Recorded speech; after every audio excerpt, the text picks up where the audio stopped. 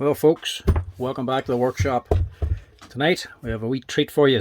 A wee teardown video on a brand new Makita mixing drill. I was able to actually pick one of these up for dirt cheap there not so long ago, so I thought I'd get it to do a wee teardown video on it.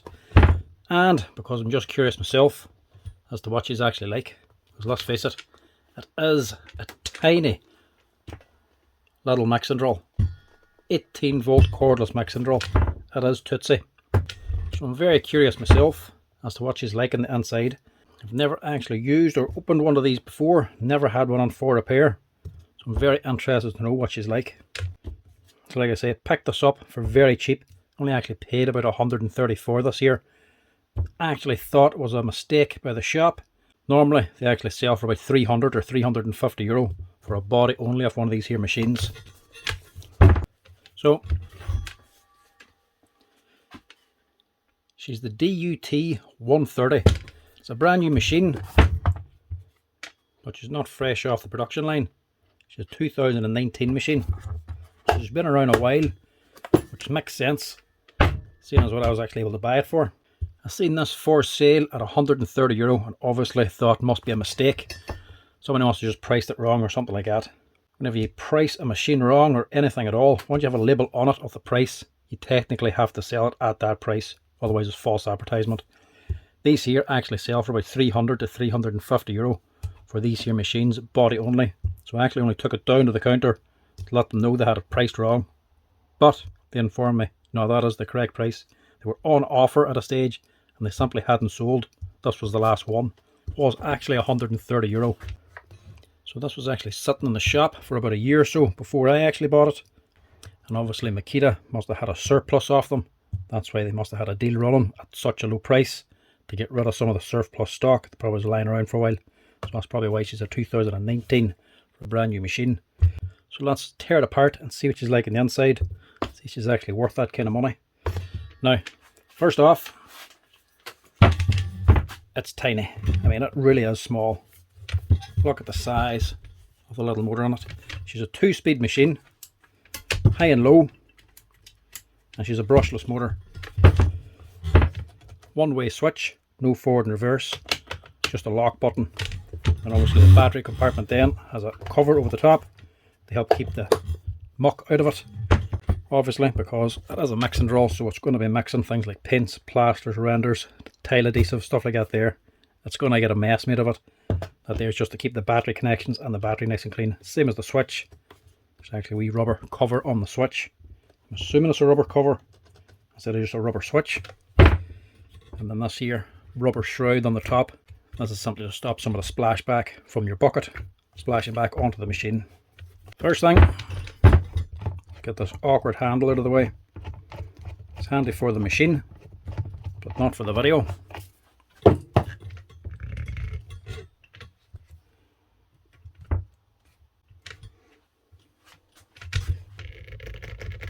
The handle comes off, but the shaft doesn't.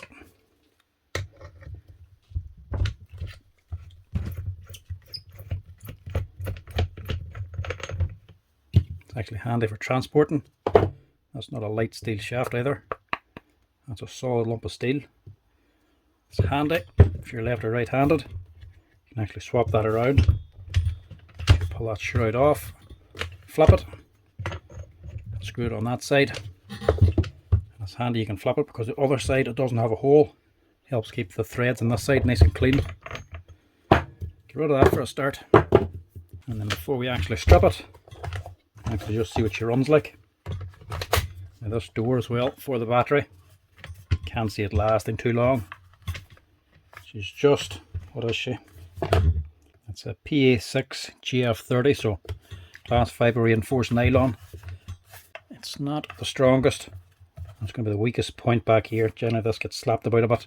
I'd imagine that's going to break off. And it's not the most high-tech latch. It's just relying on the bending of the plastic to release that catch. So let's see after a while that's not going to keep locking. But it's not going to do the machine any harm. It's just going to expose the battery.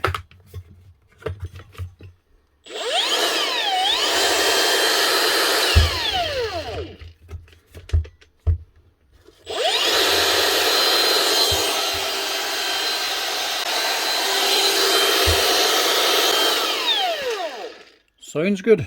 It's not too loud. Sounds quite smooth actually. Is that high or is that low speed? Imagine that's high. Oh no, that's low speed.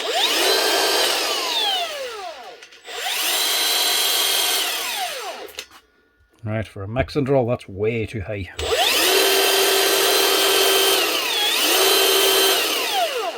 Say for paint, stuff like that there, that'll be fine. But if you're using sort of plaster or render or adhesive, you'd want it in speed 1, the lower speed. Generally, for that sort of stuff, you'd nearly want that geared down a little bit more. But I would say they'll do for the range of stuff this thing's going to be mixing. Paints are going to be fine for the higher speed, but having that higher speed might be the best thing for anybody actually using things like plaster or tile adhesive or self-leveler or something. If the high speed's there, more than likely boys are going to use it and end up burning the thing out. If you have it and you're using something thick, go low speed. But I suppose if you're mixing paints, the higher speed would be handier to have. But I'll not see how good she is until we actually get under here. Now it actually has a connector nut as well. Oh, and look at that. That's new. So that's the same.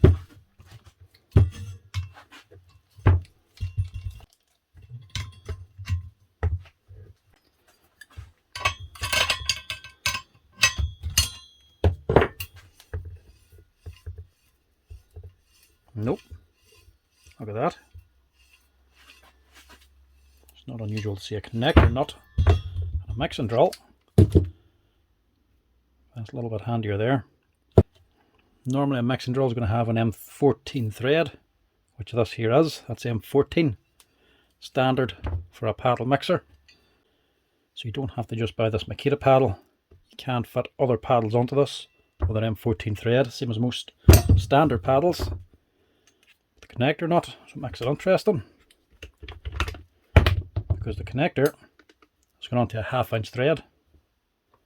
So in other words, if you want to, you can fit a chuck.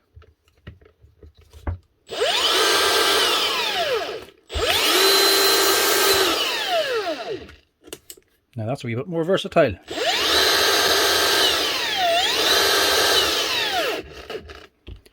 Obviously though, you have no reverse. But still, if you're looking for a low speed drill then, cordless, that'll come in very handy. That's going to have loads of torque. So if you've got a couple of holes to drill and steel, and then with a nice big long side handle too, you'd have no problem drilling holes with that. That's cool. I like that.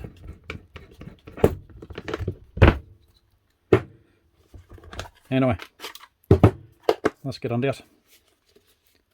I really can't get over the size of this gearbox. It really is tiny. I'm wondering how strong it can actually be, and the motor.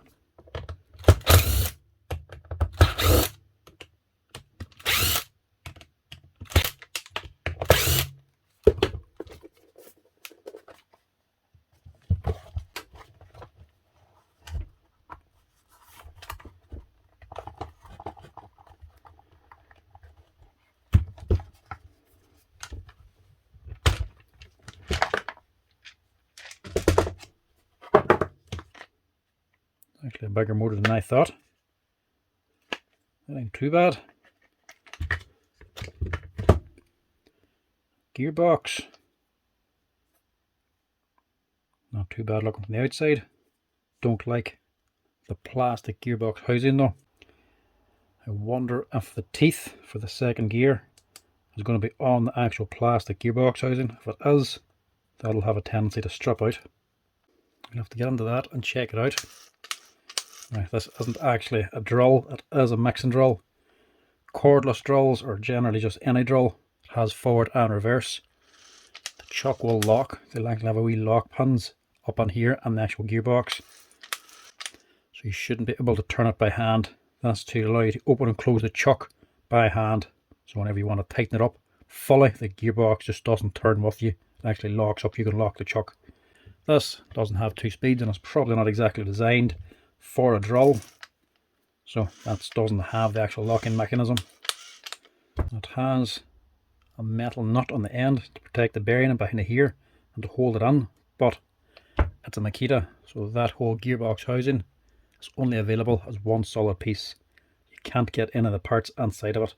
Generally, Makitas, cordless drills, and including this mixing drill, gearboxes are just sold as one solid piece. It's one of the downsides of Makita that I never liked.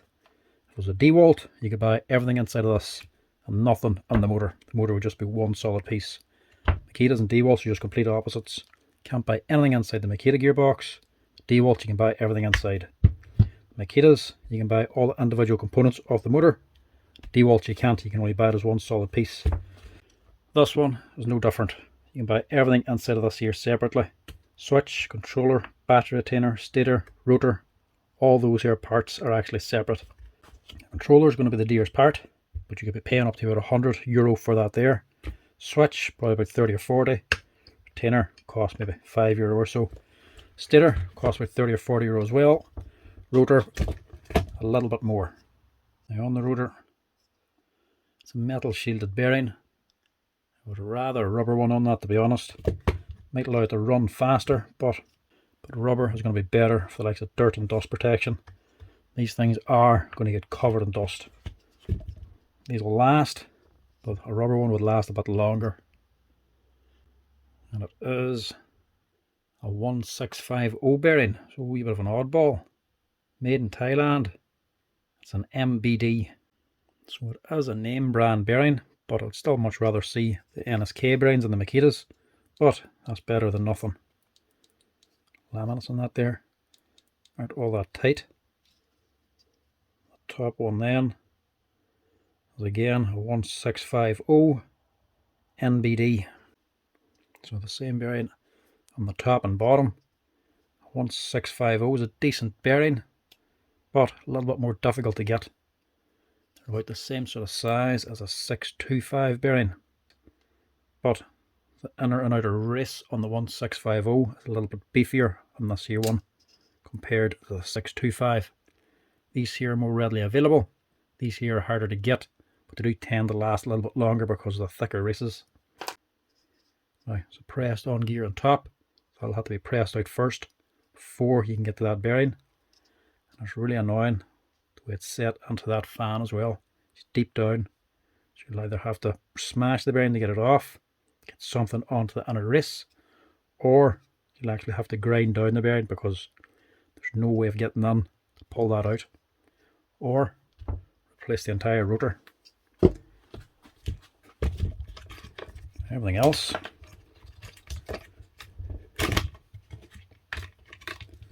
is like a standard brushless machine, especially for Makita. Controller up here, aluminium controller body, electronics set onto it, then all potted. And then your stator then is actually separate. Not a bad stator either, quite good quality. Nice laminates on it, nice tidy build quality.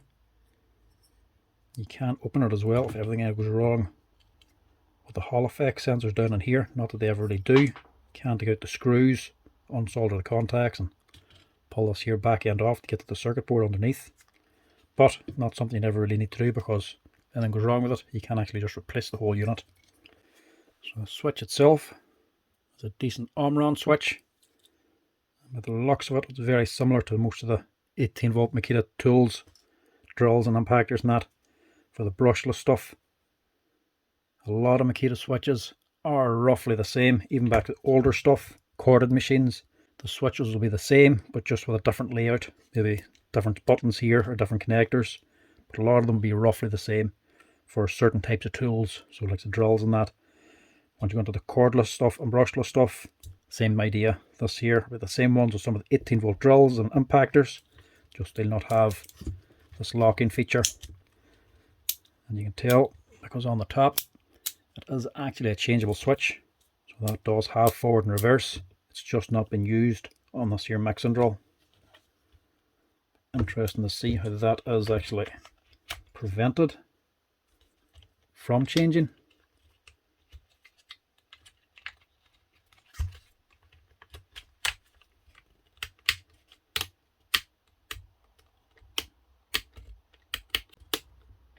Can you just push that on further to get it to change direction? No. So in other words, if you want to make that a change switch, yeah, you would have to cut away some of this here inside. So she moves the notch out of that for this switch to move up further. You could actually make this a forward and reverse drill simply by taking some of this here body away. I'd actually try that whenever reassembling it. And then on the switch also, there is actually a rubber boot, which you want to see on a mixing drill. That just helps keep most of the debris, plaster, water, cement, paint, all the gunk out of the switch itself. Eventually they do break over time, but you can buy that on its own as well. So on a whole, it ain't a bad motor, to be quite honest. It's quite a decent size for this size of a machine. I thought it was going to be a lot smaller, but there's nothing wrong with that at all. The body of the machine,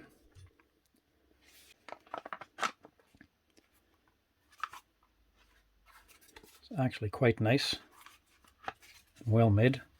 Plenty of extra reinforcements in this as well. Up here on the handle, where she's going to be taking torque and twisting, extra reinforcements there. Still, as a whole, she ain't bad. So as this running, your hand's going to be holding here, and the machine is going to be on twisting this way. So we want the reinforcements up here. But even still on this together, that's pretty strong. Makita clamshells have always been quite good. I've always been fairly impressed by them.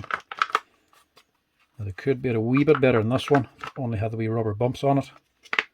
Some of the drills and nut guns and all, and impactors and SDS drills will have a little metal plate on here to help stop the battery rubbing and wearing out. But I suppose this machine also isn't vibrating, it's just mixing. That's not too bad at all, to be honest. Very big battery holder down here whenever the cover's not attached, mind you. So if that does break, it's going to look a bit odd without that.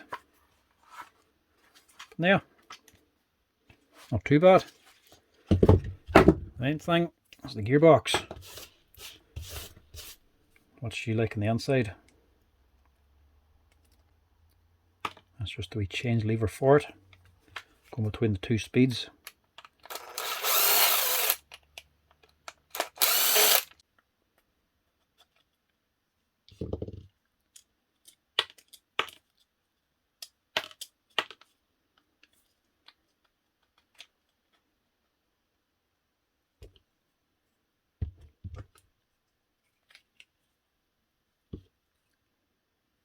Not so bad. That's actually a lot better looking than I thought.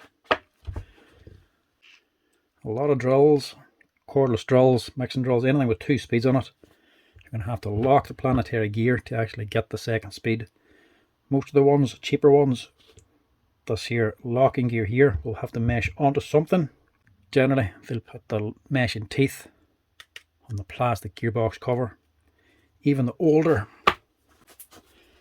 heavy duty BHP 451, these here are a very famous drill, a 3-speed Makita drill. These were proper workhorses. One of the last Makita drills that actually got parts for the gearbox. Even these things had a plastic gearbox cover that actually had the teeth inside. But because you get the parts for it, if it ever did strip out the 3rd gear, you could just change the plastic housing. But luckily this one doesn't have that. This is built like a heavy duty, high-end Makita drill. No teeth on the body.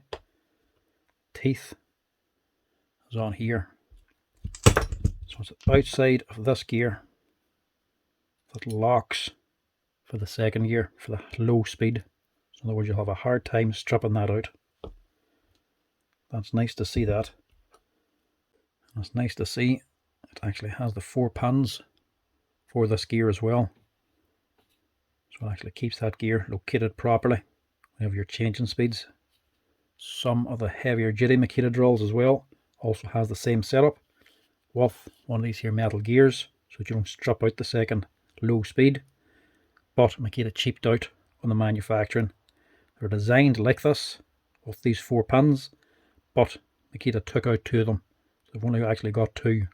So if you have one of the Makita drills, some of the heavier duty ones, I think it's the 486 or the 481 or something like that, whenever you change the gears, it sometimes doesn't always go on. It sort of grinds before it actually engages. You sort of have to pull the trigger lightly to get the motor to move, to get the gears to engage properly. You can cure that by just putting 2 extra pins on. You can't actually buy the parts for the inside of those gearboxes like this here. They're just one solid piece. But you can still buy the parts for these here, the BHP 451. If you look on the right places, you can still get the bits for them. And the same pins for those fit the new Makita drills. So if yours only has 2 instead of 4, you'll actually have the 2 extra holes for it. All you have to do is buy 2 of them pins. It only cost maybe €1 or so. Slide them in, and that'll actually help fix the gearbox issue. Or Makita could just fix it themselves by putting 4 pins on instead of 2. But it's nice to see this thing has the 4. So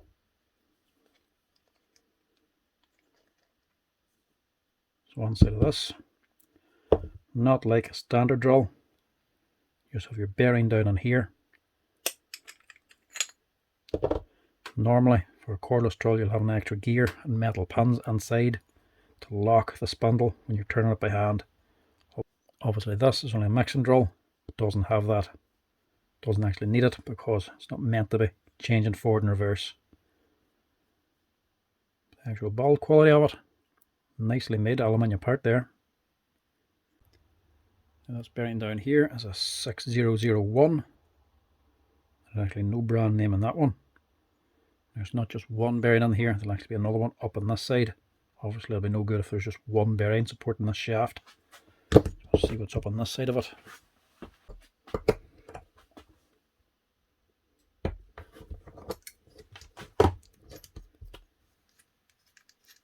Now, nice wee feature to have this on a mixing drill as well.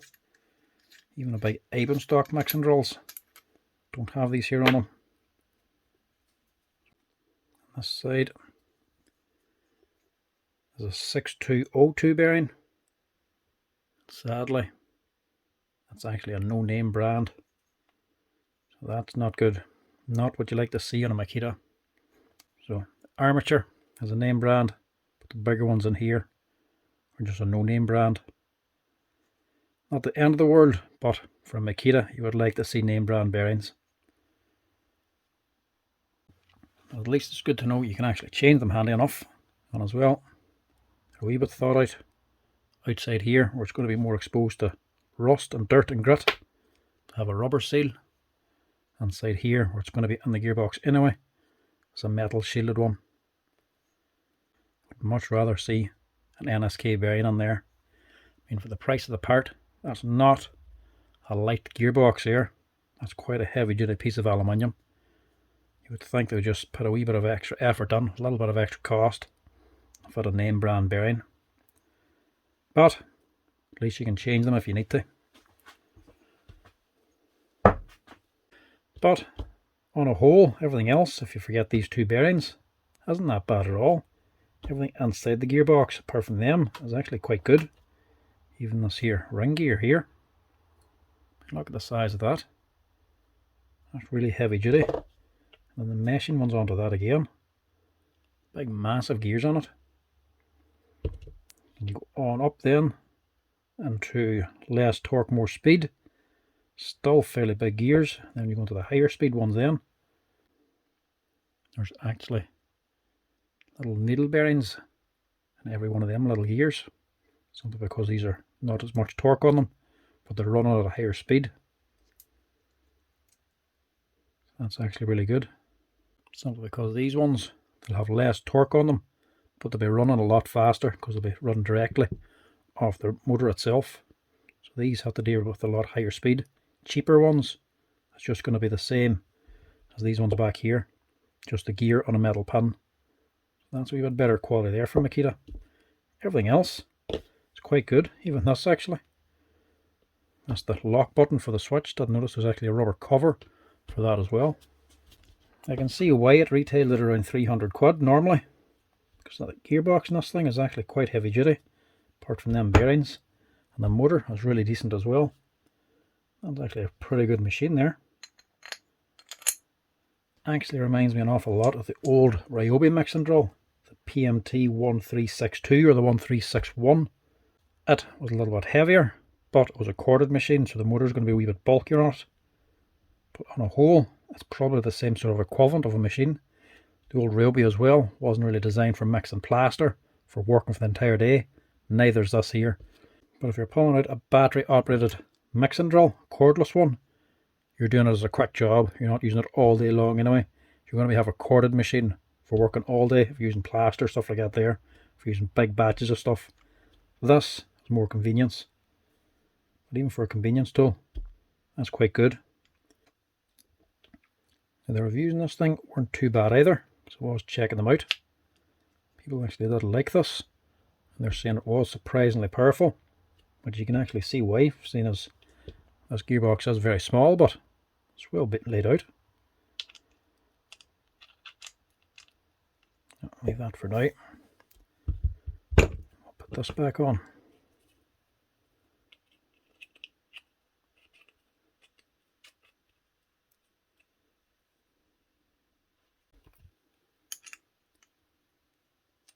It also has to go on. Must lock into the housing.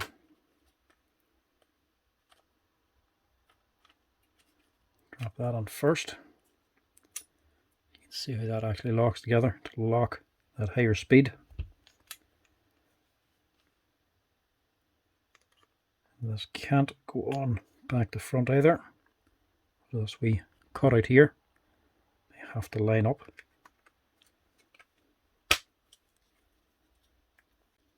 Now, gearboxes are generally a lot more difficult to get back together than they are to take apart. Obviously, getting them back in the right order is a difficult bit, but it is doable. At the end of the day, they can only go back together one way. It might take a couple of attempts, but you can do it.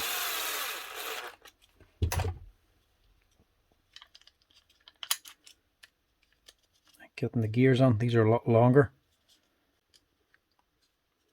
simply because these gears actually have to engage this outside gear and the two positions. So whenever it's up here, it's still engaging these gears, but they're running around. That's your planetary gear, or the planetary gear is running around there. That's free to move. Whenever you put it onto high speed then, drop it down, the planetary gear on the outside one locks up, and these actually have to drive around the outside. So they have to be meshing in both positions. If you find them hard to put in with this gear in place, just take out the wee gears and actually put it on first, and then reinstall the smaller gears onto the big one. Makes it a little bit easier.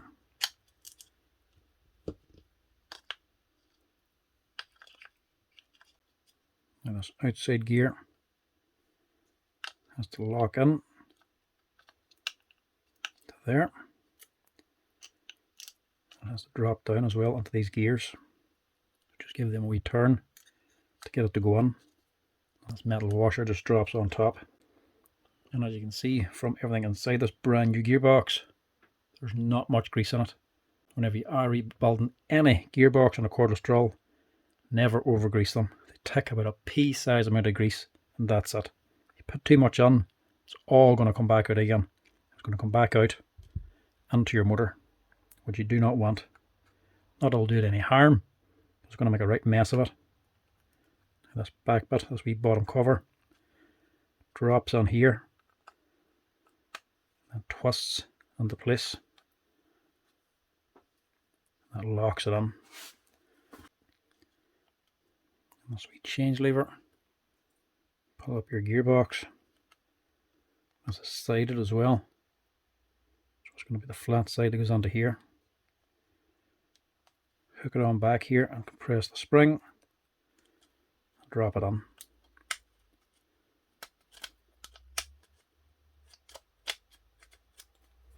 That's her. And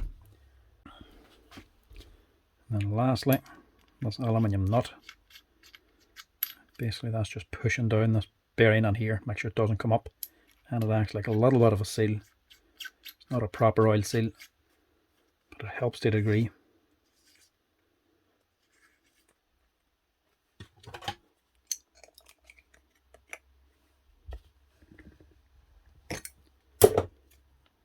And that's the gearbox.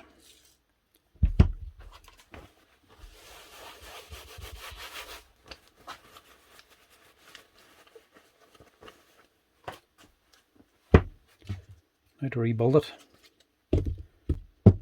Now to rebuild the motor. Shouldn't be too hard. Everything should just drop in now.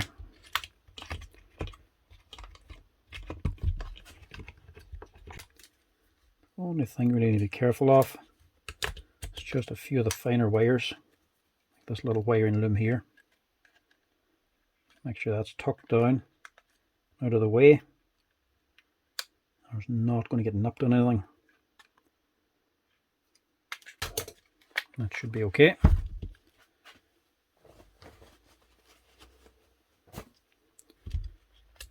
Never seen that before. A little rubber grommet for the lock switch, just to ensure no actual grit gets into the switch.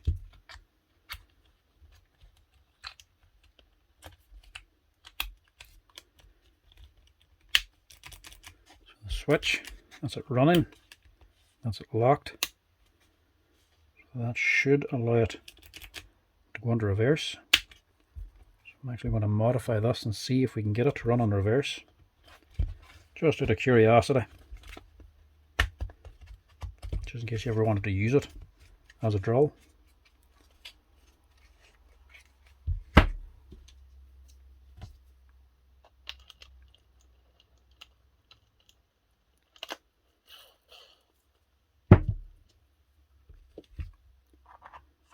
The question is, which way does that go on?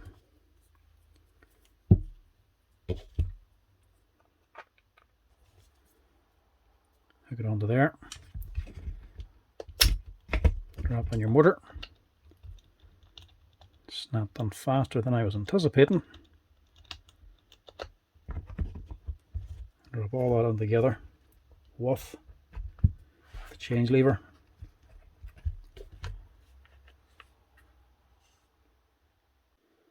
This wee change bar is not center, it's offset to this side. The change lever actually has to go on that way. And don't forget the wee rubber grommet for the front of the switch, for the actual main body of it, where it really matters.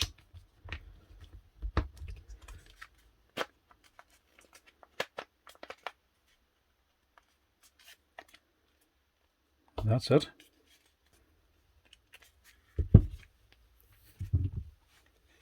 The other thing I want to do is just modify this.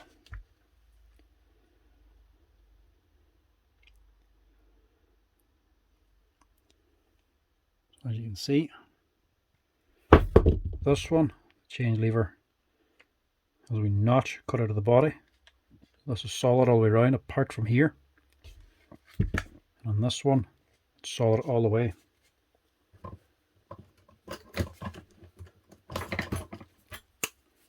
So if I just do that,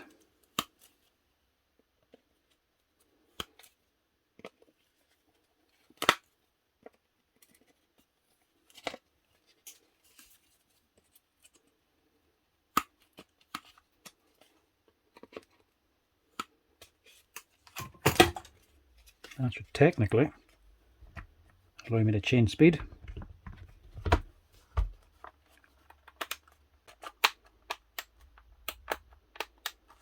Look at that. See now if it actually goes in reverse.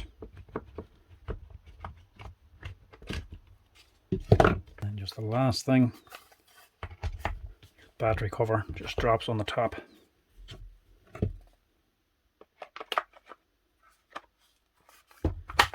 Actually goes together really nicely as well. Sometimes cordless tools can be a torture to put back together, get everything to fit. That's simple.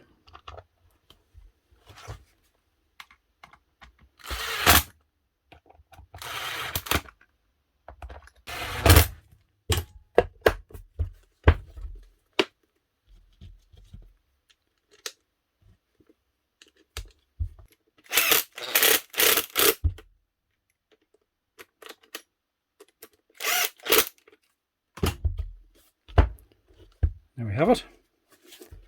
One Makita DUT130 rebuilt again. It's actually not a bad machine, to be quite honest with you. But the build quality at least is very good. Now, you want to know, did this switch work?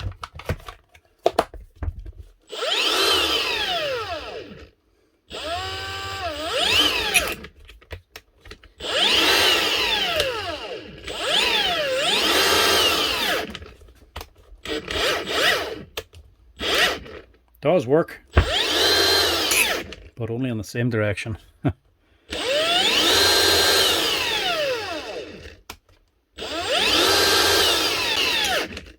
So either the switch is a different switch entirely, or the controller is set up to only run in one direction.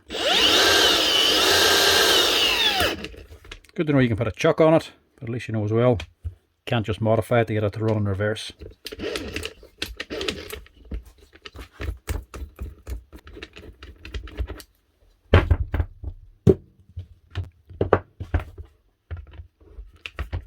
Cover on this way.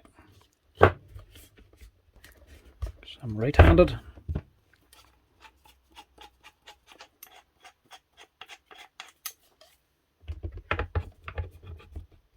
They're expecting a lot of torque out of this wee drill now, going from how solid that handle is.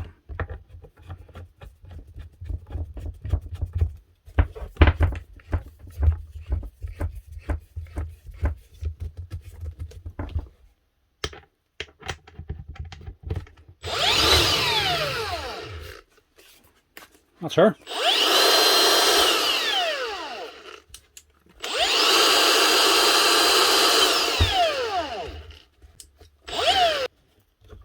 From one screw. The oddball one. That's it.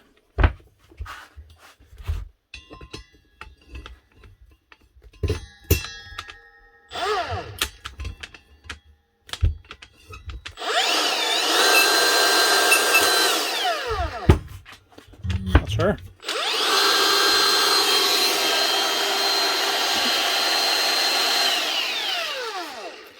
One Makita DUT130 18 volt brushless cordless mixing drill, full teardown and rebuild. To be honest, she ain't that bad a machine. Biggest letdown on it is actually the bearings in the gearbox.